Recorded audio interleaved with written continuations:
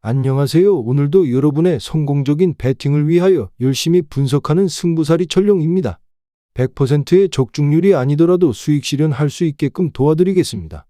저는 가입 권유 일절 없으며 모두가 배팅하는 데 필요한 자료를 무료로 배포해드리니 구독과 좋아요만 부탁드립니다. 감사합니다. 첫 번째 경기는 바이에른 뮌헨 대 호펜하임입니다.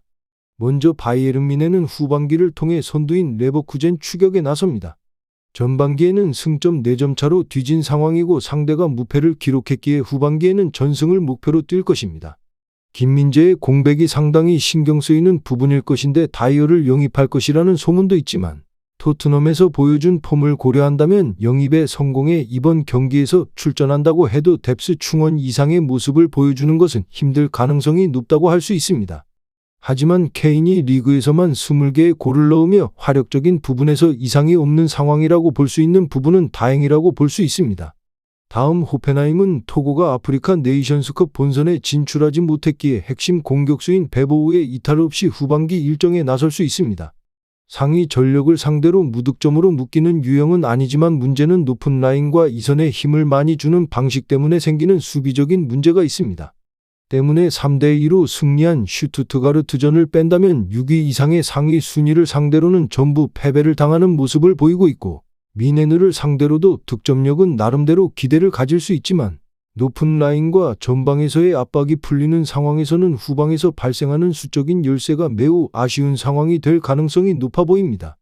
결론부터 말하자면 이번 경기는 오버와 뮌헨의 우세를 예상해보는데 수비 상황에서의 난조는 호펜하임이 이용할 수 있는 부분이긴 하지만 뮌헨이 화력적으로 그다지 문제가 없다는 부분은 고려해야 될 것 같습니다.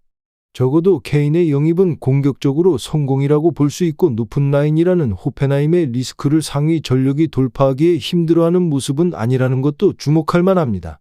뮌헨의 승리와 오버를 추천드립니다. 두 번째 경기는 세비야 대 알라베스입니다. 먼저 세비야는 직전 리그 경기에서 빌바오에 패했습니다. 플로레스 감독 부임 이후로 대량 실점 빈도가 줄어든 편이지만 아직 빈약한 공격력이 문제로 보입니다. 거기다 기존 자원 엔네시리의 네이션스컵 차출 때문에 공격력이 더 낮아질 가능성이 있고 미르가 헤더를 잘 따내는 것 빼고는 엔네시리와 닮은 부분이 그다지 없는 편입니다. 그리고 알라베스가 강호들을 상대로 보여주는 실점률 커버도 무시할 수 없지만 라키티치 등이 안정을 찾은 중원 경기력이 올라갔기에 코파델레이에서 승리하고 다음 라운드로 갔고 주안루가 측면에서 활발한 움직임을 보여주고 있습니다. 다음 알라베스는 지난 경기에서 난적인 베티스를 제압하고 코파델레이 요정을 이어갔습니다. 모처럼 선발 출전한 중앙 미드필더 베나비데스가 팀을 다음 라운드로 올리는 중요한 골을 넣었고 두아르테와 로페즈 등이 최종 수비를 잘 지켜냈습니다. 비아레알, 레알 마드리드, 베티스 같이 강호들을 상대로도 실점 커버를 하는 능력이 대단한 편인데 상기한 세 팀을 상대로도 한 골 아래로 실점 위험을 커버하는 모습을 보여줬습니다. 당연히 공격수들의 결정력이 괜찮은 편이 아니기에 카디스 정도를 뺀다면 리그 안에서 득점력이 더 낮은 팀은 없다고 볼 수 있고 세비야의 감독인 플로레스도 압박 시퀀스를 만들어내는 것에 능숙한 편이라 적어도 수비 체제를 전개하는 것은 뛰어난 편입니다. 결론부터 말하자면 이번 경기는 언더 양상과 무승부를 기대해보는데 먼저 알라베스의 득점력 자체는 믿기는 힘들 것 같습니다. 하지만 세비야 또한 엔네시리의 네이션스컵 이탈과 함께 알라베스가 상위권을 상대로도 실점 커버에 능숙한 모습이 나타난다는 점은 긍정적으로 보기 힘든 부분이라 고배당을 목표하기 좋은 선택이라는 생각도 있습니다. 무승부와 언더를 추천드립니다. 세 번째 경기는 벌리 대 루턴타운입니다. 먼저 벌리는 풀럼 원정 승리 이후 나선 3경기에서 모두 패했습니다. 리버풀과 빌라 등 강팀을 연달아 상대했고 FA컵에서는 페드로 포로의 원더골이 터진 토트넘에 패했습니다. 문제점이 박스 안에서의 미스가 매우 많다는 부분인데 올 시즌 세트피스에서는 리그 두 번째로 많은 8골을 실점했으며 PK 실점도 3골로 제법 많은 편입니다. 최근 두 줄 수비를 도입하여 대량 실점 빈도를 줄인 것이 사실이지만 실점 자체를 막지는 못하고 있습니다.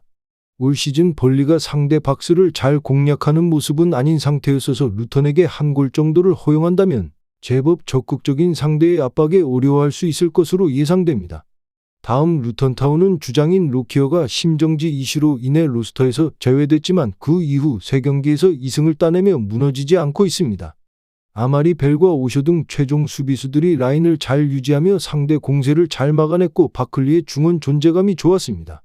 또한 아데비오의 피지컬을 굉장히 잘 이용할 수 있다는 것이 장점인데 양 윙백의 전진과 크로스, 세트피스라는 방식으로 발 밑이 안 좋긴 하지만 신장이 큰 아데바요를 제법 잘 극대화하고 있습니다. 당연히 압박에 적극적인 편이기에 발생되는 공간 허용과 후반 페이스 문제가 팀의 발목을 잡는 모습이지만 후반전에 골을 넣는 빈도가 직전 두 경기에서 나타나며 루턴이 후반에 그냥 당하기만 하지는 않는 모습입니다. 결론부터 말하자면 이번에 루턴이 승리를 얻는다 해도 이상하지는 않을 것이라고 보는데 벌리의 박스 안 수비가 매우 불안한 편이기도 하고 박스 안 타격 능력도 부족한 상태입니다. 그리고 루턴타운이 압박에 굉장히 적극적인 편이라 오픈플레이 상황에서는 벌리도 득점력을 확신하기에는 힘들 것으로 보이고 아데바요를 향한 직선적이고 단순한 공격도 벌리에게는 위협적으로 느낄 수 있습니다. 벌리의 승리를 추천드립니다. 마지막 경기는 마르세유 대 스타라스부르입니다. 먼저 마르세유는 휴식기 이전 마지막 경기에서 몽펠리에 상대로 무승부를 기록했지만 무패를 이어가며 2위권을 맹추격했습니다. 오바메양이 득점포를 가동하기 시작했고 콘도그비아와 베레타우트의 중원 경기력도 살아났습니다. 네이션스컵 참가를 위해 모로코 팀의 우나히와 세네갈의 은디아에 등이 팀을 비운 점은 있습니다. 비티냐와 나딜, 소글로 등이 공백을 메우며 경기를 운영해야 합니다. 다음 스트라스부르는 휴식기 이전 3경기에서 모두 승리하며 상위권 진입을 노리고 있습니다. 릴과 로리앙 등 쉽지 않은 팀들을 연달아 상대했는데 모두 승리를 따냈습니다. 최전방에 나서는 엠마누엘이 상대 수비를 잘 끌고 다니며 이선의 기회가 났고 디아라와 가메이로 등이 기회를 놓치지 않았습니다. 이 경기는 강팀을 상대하기에 무리하지 않고 수비 위주로 경기에 임할 것으로 보입니다.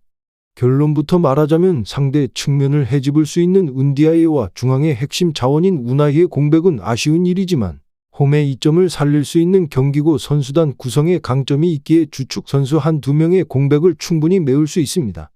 오바메양이 기회를 놓치지 않을 마르세유가 승리할 것으로 보입니다. 마르세유의 승리를 추천드립니다. 전체적으로 추천은 드리지만 조합픽을 원하신다면 구독과 좋아요 눌러주시면 감사합니다. 배팅하시는데 도움이 되셨다면 구독과 좋아요 부탁드립니다. 영상 시청해주셔서 감사합니다.